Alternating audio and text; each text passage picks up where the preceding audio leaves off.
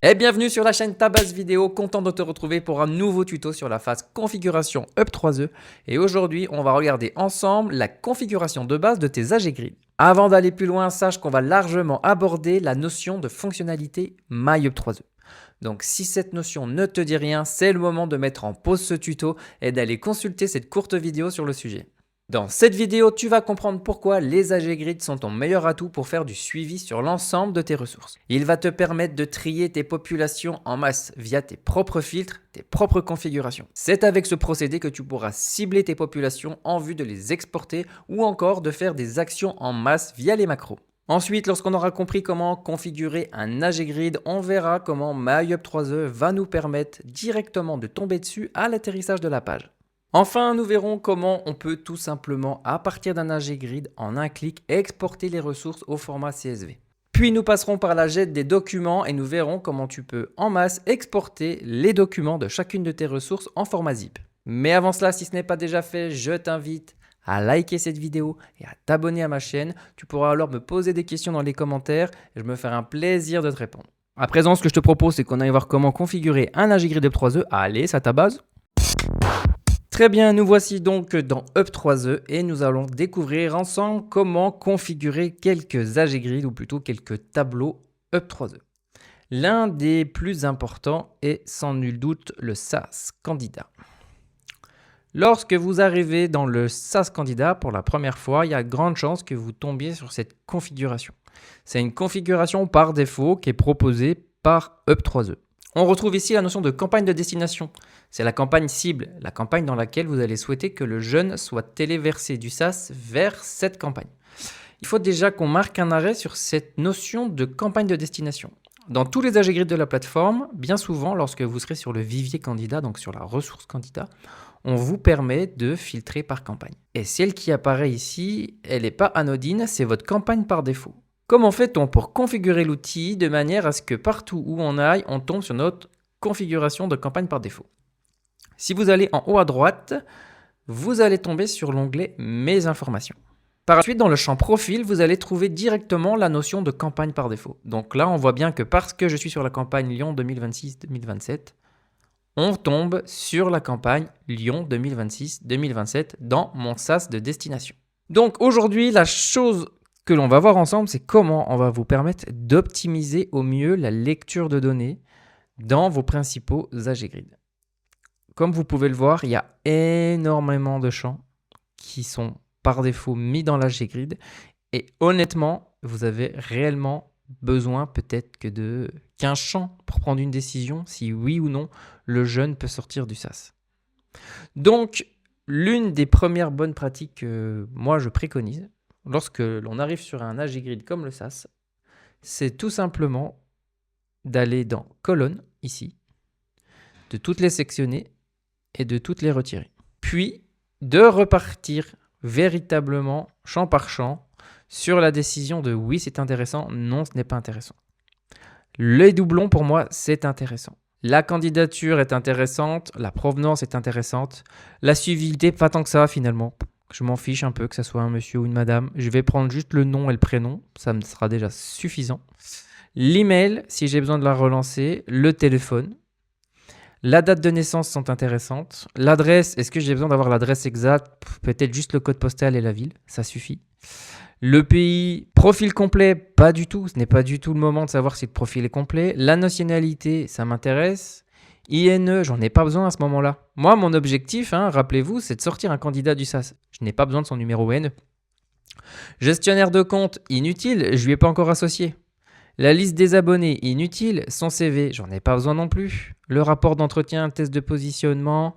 Bref, vous avez compris, la première étape, je vous laisse la construire de votre côté, c'est tout simplement de tout retirer et de, in fine, mettre les bonnes étapes. Donc moi, je vais faire ça de mon côté et on se retrouve tout de suite avec votre configuration prête pour la deuxième partie. Très bien, donc moi j'ai fait l'inventaire de mes colonnes et la deuxième étape, donc ce que je préconise, c'est toujours d'avoir la colonne « Créez-le » et on va comprendre pourquoi. Donc la colonne « Créez-le », il faut la rajouter et la colonne « Action ». Très importante. La colonne action, je vous rappelle, c'est tout simplement la colonne qui apparaît ici et qui va vous permettre de faire des actions. Dans tous les AG Grid, vous avez la possibilité, vous avez vu, d'enlever ou de faire apparaître la colonne action. si vous n'avez pas d'action, vous ne pouvez pas interagir avec votre tableau. Donc, il faut penser à remettre la colonne action. Ensuite, je ferme cette colonne-là. Et il y a quelque chose, moi, qui m'agace particulièrement par défaut dans le 3E lorsque je veux consulter les données. Vous avez vu. À chaque fois, la colonne action, en quelque sorte, elle m'ennuie un peu parce qu'elle m'empêche de voir ce qui apparaît. Moi, la première chose que je fais, c'est que la colonne action, je la récupère et je la mets tout à gauche, moi. Je la mets tout à gauche et ensuite, je clique dessus et je lui dis, je veux que tu sois épinglé à gauche. Comme ça, déjà, ce que j'aime bien, c'est que quand je scrolle sur la droite, je n'ai pas la colonne action qui vient polluer mes colonnes. OK? Donc, du coup, vous avez compris, hein, en manipulant, vous pouvez switcher, comme vous le souhaitez, vos configurations. Ensuite, la deuxième chose très importante, je vous en ai parlé juste avant, c'est le champ « Créez-le ». Pourquoi ? Vous l'avez sans doute déjà pratiqué, vous avez vu, à chaque fois qu'une nouvelle ressource arrive dans un AGGrid, Up3E vous les fait apparaître du plus ancien au plus récent. Mais je pense que ce n'est pas la chose que vous préférez. Ce qui vous intéresse, ce n'est pas ce que vous avez capitalisé en mars 2024 ou le 2/11/2025. Pour moi, c'est ce que j'ai capitalisé le jour même. Donc, la première chose que je vais sur « Créez-le ». Et je vais lui dire, je veux tout simplement que tu apparaisses par ordre décroissant. Je veux du plus récent au plus ancien. Voilà pour ce qui est de la deuxième chose. Lorsque vous avez fait ce premier niveau de configuration, peut-être que vous souhaitez enregistrer cette configuration. Donc pour cela, vous avez trois petites parties sur la partie droite de l'AGGrid. Il y a colonne, comme tout à l'heure, qui permet d'ajouter les colonnes. Style conditionnel, on verra par la suite, qui permet de rajouter des couleurs. Et configuration. Dans les configurations, je vous invite à prendre le temps de lire les choses. Mais en gros, on nous explique qu'on peut donner un nom à une configuration. Moi, je vais l'appeler SAS de captation parce que ça sera mon SAS lorsque je veux faire de la captation, tout simplement. Je peux décider du nombre de lignes par page. Par défaut, on en met 25. Mais si je veux, je peux en mettre que 5. C'est possible. Et ensuite, les administrateurs, vous avez la possibilité de partager la configuration. Et on va voir comment, à partir d'une configuration partagée, les utilisateurs vont être en capacité de s'accaparer cette configuration, puis reconstruire par-dessus pour aller, à partir d'une base préconstruite, améliorer leur propre configuration. Pour cela, je vous invite à aller voir la vidéo qui apparaît dans le lien. Je vais donc appliquer et sauvegarder la configuration qui est à l'écran. Je vais fermer les colonnes et là, vous avez donc compris que vous aviez fait une configuration sur deux principes. Le principe de modification d'agencement des colonnes, en épinglant action à gauche, en mettant doublon en troisième position, etc., etc. Et vous aviez aussi un système de filtre grâce aux dates. C'est-à-dire qu'on a modifié le filtre « Créez-le ». Vous aviez dit candidature, je ne veux pas tout, je ne veux que les bacs pro. Et sur la civilité, je voulais pas les messieurs, que les madames. À un moment donné, vous allez vous dire, bon, j'aimerais bien revenir en arrière. Plutôt que de recharger la page, vous pouvez faire un clic droit et vous avez la possibilité soit de réinitialiser les filtres, soit de réinitialiser les colonnes. Si je clique sur réinitialiser les filtres, ça va me remettre par défaut tous les filtres d'origine. Mais vous avez vu, la colonne action est toujours à gauche. Alors que si je fais clic droit, réinitialiser les colonnes, là, cette fois-ci, je récupère ma configuration d'origine. Là, cette fois-ci, je récupère ma configuration d'origine. Et là, je repars à 0. Je suis toujours sur SAS captation. Je suis toujours sur la configuration que j'avais enregistrée SAS captation. Ce qui veut dire donc qu'une fois que j'ai tout réinitialisé, je peux quand même recharger la page pour récupérer la configuration dans laquelle j'étais. Le fait de réinitialiser les colonnes et les filtres ne va pas sauvegarder et écraser votre configuration finalement. À présent, j'aimerais qu'on prenne un temps pour comprendre un peu plus en détail comment fonctionne le système de filtre des AGGrid.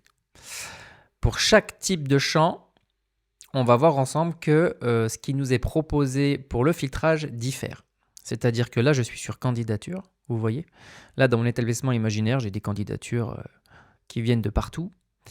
Vous avez la possibilité, à chaque fois, en cliquant sur le petit icône là, d'accéder à des filtres. Par défaut, vous pouvez directement sélectionner ou désélectionner tout ce qui compose votre tableau. Mais attention, première chose, il ne vous fait apparaître que ce qu'il trouve dans le tableau. Ce que je veux dire par là, c'est que parce qu'il a trouvé CAP mécanicien, il me propose de l'enlever ou de le faire apparaître. Mais si par exemple, vous vous attendez à trouver une formation et qu'elle n'apparaît pas, ça ne veut pas dire qu'il y a un bug. Ça veut juste dire qu'il n'y a aucun jeune avec cette formation dans ce tableau. Première chose. Ensuite, ce qui est très intéressant, c'est que vous pouvez directement taper un contenu. C'est-à-dire que plutôt que de scroller et de chercher la formation qui vous intéresse, du moment que ici c'est sur contient, là, si je tape Paris, je récupère que ce qui concerne Paris. Et donc du coup, vous avez compris la réciproque. Si je fais ne contient pas Paris, il va me récupérer toutes les autres formations où il n'y a pas Paris. Et vous pouvez, un peu comme les menus latéral gauche, combiner les filtres. Ne contient pas Paris et ou termine par OL. Voilà, donc c'est ce que je voulais démontrer. Lorsque vous recherchez des ressources dans votre Up3E, les AGGrid seront toujours votre meilleur atout. Ils seront toujours plus puissants que les filtres qui sont proposés dans le menu de gauche. Vous serez toujours plus efficace lorsque vous traitez des ressources en masse en allant utiliser les filtres AGGrid plutôt qu'en allant configurer des filtres alambiqués dans votre menu de gauche. Et ça va plus loin. Regardez, là, je suis sur un champ de type date. C'est le champ créez-le que vous connaissez maintenant. Vous pouvez aussi fixer une date et aller chercher des choses antérieures ou postérieures à la date que vous aurez saisie. Vide, non vide, pour chaque type de champ, il y a forcément un filtre qui va répondre à votre besoin. Je continue à présent la démonstration du SAS avec une pointe de style. Vous avez vu à droite, en dessous de colonne configuration, vous avez style conditionnel. Et lorsque vous cliquez dessus, deux choses s'offrent à vous. Si vous êtes administrateur, il y a écrit style par défaut, en plus de style personnalisé. Style personnalisé, c'est simple, ça veut dire que vous allez avoir la possibilité d'appliquer un style personnalisé sur vos configurations. Ça n'impactera que vous. Vous allez pouvoir décider si une couleur doit se mettre sur une certaine cellule ou bien sur toute la ligne. En fonction de certaines règles de JavaScript. Par exemple, est-ce que le jeune est dans le SAS depuis plus de 3 jours, plus de 7 jours, etc., etc., etc. Si, en revanche, vous êtes un administrateur, vous allez pouvoir appliquer un style par défaut. C'est-à-dire que cette fois-ci, vous allez l'appliquer pour l'ensemble de vos utilisateurs. Là, j'en ai préparé une qui est en couleur blanche. C'est pour ça qu'elle n'apparaît pas à l'écran. Mais en gros, j'en ai préparé une qui s'appelle « Candidat présent dans le SAS depuis plus de 3 jours ». Si je la modifie, et que finalement je lui mets une légère couleur pour qu'elle soit visible, il y a une règle JavaScript ici qui va permettre d'aller pour chaque ligne vérifier le calcul et on va voir qu'ici apparaît en rose tous les candidats qui sont dans le SAS depuis plus de 3 jours. Donc je rappelle, il s'agit là d'un style par défaut. Seuls les administrateurs peuvent le faire. Et je rappelle aussi que ce n'est pas anodin. Le style par défaut, c'est un style par défaut qu'en tant qu'administrateur, vous voulez imposer pour l'ensemble de vos utilisateurs. C'est-à-dire que demain, si jamais ils prennent en main Up3E et qu'ils viennent sur le SAS, peu importe qu'ils aient une configuration ou non, ça va être imposé. Le style rose va apparaître pour les candidats présents dans le SAS depuis plus de 3 jours. Ça peut être pertinent lorsqu'on est en monosite, mais si on est en multisite et qu'on a différentes manières de travailler, ça peut justement vous desservir. La bonne pratique n'est donc peut-être pas de l'ajouter comme style par défaut, mais bien plutôt comme style personnalisé, où là, cette fois-ci, vous allez pouvoir faire une configuration associée à votre configuration, par exemple le SAS Captation OL, puis ensuite partager la configuration. Comme ça, vous partagez une configuration et les utilisateurs ont le choix d'y souscrire ou non. Ils auront même le choix d'y souscrire, puis de la cloner en quelque sorte pour reconstruire par-dessus. C'est, je pense, l'approche la plus sécure pour éviter d'impacter l'ensemble de vos utilisateurs. Il faut savoir qu'il y aura un tuto à part pour la configuration du style par défaut dans les AGGrid. En effet, c'est associé à des règles de JavaScript et ça nécessite d'avoir quelques notions avancées ou beaucoup de patience pour pouvoir coloriser comme on le souhaite l'AGGrid en fonction de notre processus de recrutement-placement. On peut donc déjà faire un premier constat, c'est que en tant qu'administrateur, vous avez la responsabilité à chaque fois que vous arrivez sur un AGGrid, je dis bien pour tous les AGGrid, de prendre le temps d'au moins proposer une première configuration que vous allez partager pour l'ensemble de vos collaborateurs. Ça permettra tout simplement à vos utilisateurs de s'y retrouver et d'arriver directement avec les bonnes colonnes épinglées, les bons filtres et les ressources qui apparaissent de la plus récente à la plus ancienne, tout simplement. Maintenant, ce que je vous propose, c'est qu'on aille plus loin et que l'on commence à se familiariser avec la notion de MyUp3E. Première chose, le but de MyUp3E, c'est de vous permettre de switcher rapidement d'une configuration à une autre. On va donc ensemble créer une deuxième configuration de SaaS. Moi, ce que je vous propose, c'est d'en faire une logique. Imaginons que je suis dans mon école imaginaire et je capte des candidatures de candidats pour lesquels ils postulent potentiellement sur Paris ou sur Lyon. Là, dans mon AGGrid, à la fin de chacune de mes formations, j'ai déjà anticipé le fait qu'il y avait le nom du site. Donc ici, si je tape Paris, ne va apparaître que les jeunes de Paris. Alors que si je marque OL, va apparaître que les candidatures par site des jeunes qui ont candidaté sur le site de Lyon.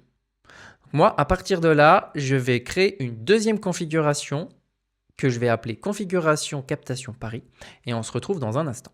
Très bien, donc je me retrouve dans cette situation où là, actuellement, je suis sur une configuration qui s'appelle SaaS Captation Paris et je peux switcher avec la SaaS Captation OL et qui va automatiquement me faire apparaître à l'écran que les candidatures qui viennent de Lyon. Maintenant, voyons comment avec MyUp3E, vous allez pouvoir optimiser votre quotidien.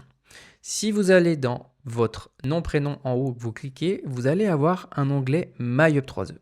Au clic de MyUp3E, vous allez arriver sur la modale de configuration des configurations globales. Vous savez qu'on peut créer des configurations rapides pour s'y retrouver facilement dans l'outil. Ma première configuration globale, je vais lui donner le nom de mode Paris. Tout simplement, je serai en mode Paris. Et quand je suis en mode Paris, je veux voir que ce qui concerne Paris. Dans le menu latéral gauche, on peut imaginer que je recrée des fils qui s'appellent candidats à relancer de Paris. Mais là, ce qui nous intéresse, c'est les AGGrid par défaut. Et par défaut, je ne veux pas que ce soit le SaaS Captation OL, mais le SaaS Captation Paris qui s'affiche à l'écran. Puis, j'enregistre ma configuration. Donc là, à ce stade, j'ai une configuration globale seulement qui s'appelle mode Paris. Je vais créer une deuxième configuration que je vais appeler mode OL. Et je vais lui dire que ce n'est pas la configuration par défaut parce que moi, ce que je veux, c'est que à l'initialisation de la page, ce soit lorsque je me connecte tous les matins sur Up3E, ce qui concerne Paris qui apparaissent en premier. Je sauvegarde. Vous l'avez compris, je vais donc aller de nouveau sur AGGrid par défaut et cette fois-ci dans l'AGGrid des SaaS, je vais choisir la configuration SaaS Captation OL. Je modifie la configuration. À présent, regardez, à partir du moment que Up3E a détecté que j'avais deux configurations globales, à côté de l'icône cloche, ici, si je rafraîchis mon écran, un nouvel onglet apparaît.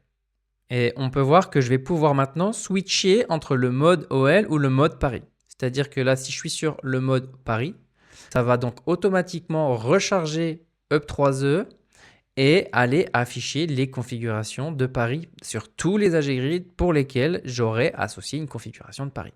Donc là, si je réouvre le SaaS, il ne faut pas rafraîchir le SaaS, mais bien réouvrir le SaaS. On va pouvoir directement bénéficier de la configuration de Paris. Il faut donc non pas rester sur le SaaS candidat, mais ouvrir un deuxième SaaS pour bénéficier de la mise à jour de la configuration.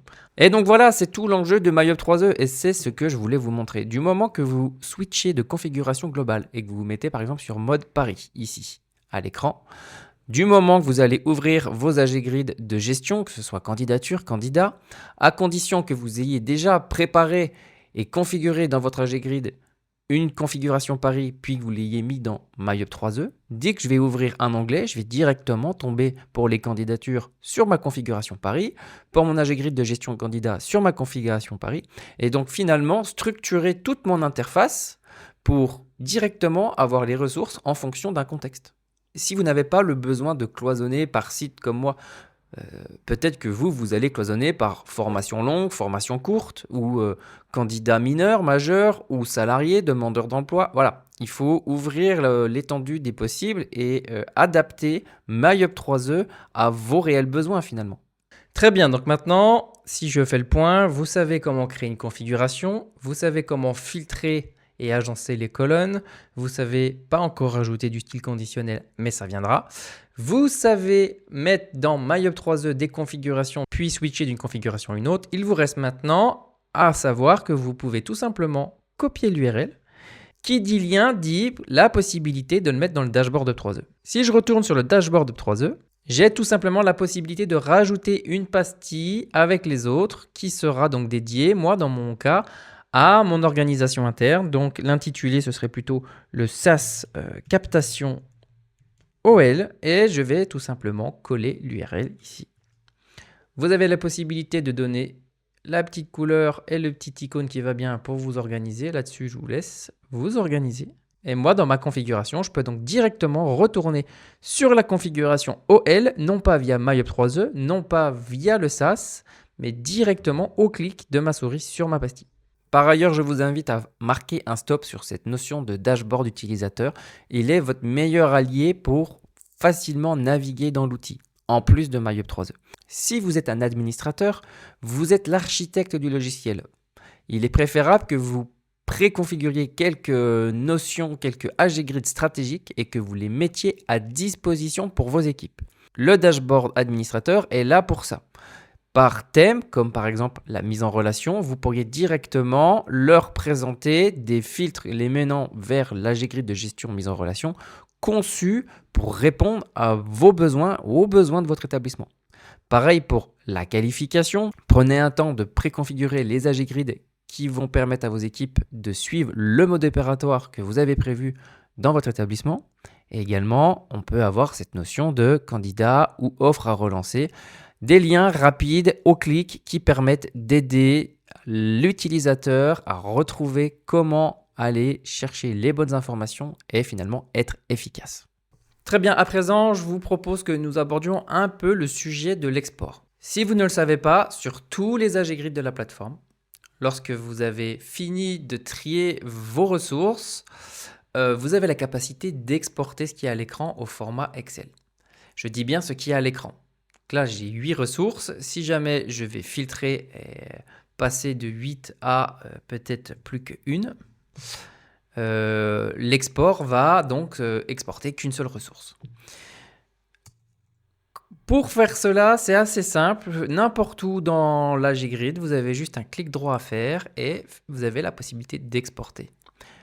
AG Grid vous permet donc d'exporter ça au format Excel, au format CSV. Ça va automatiquement aller se charger dans la barre de téléchargement de votre navigateur et vous pourrez donc consulter ça de votre côté.